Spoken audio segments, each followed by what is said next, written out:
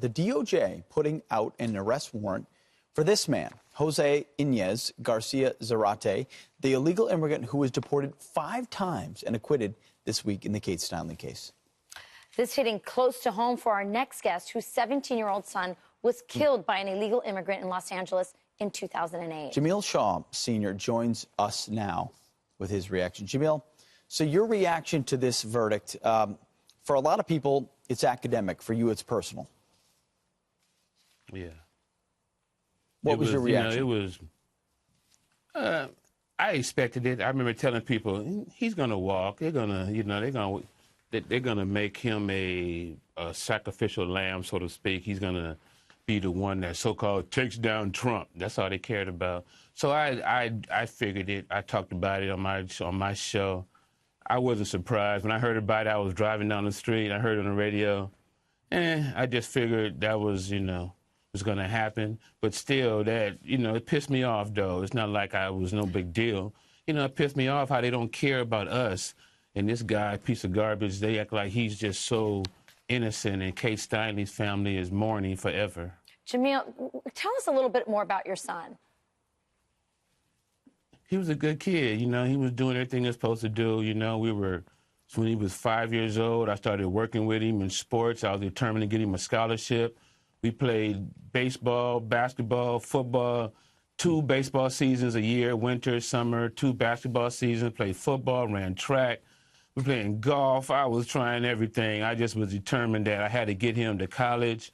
And, I had to get him to the promised land. 18 was my goal. I got him to 17 in 2 months. It's such a tragic... and to see him just all that hard work. Yeah, it's such a tragic story.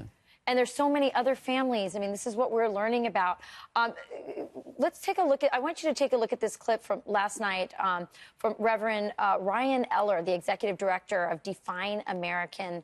Let's take a look at this clip.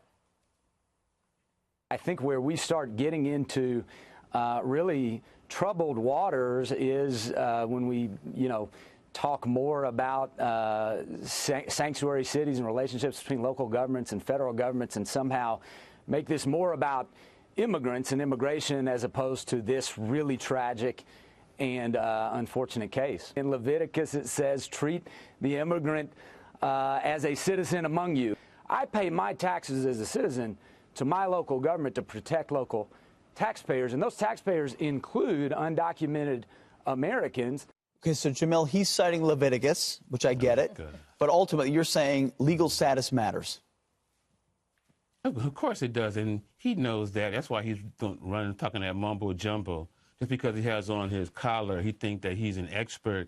They always want you to walk a mile in their shoes.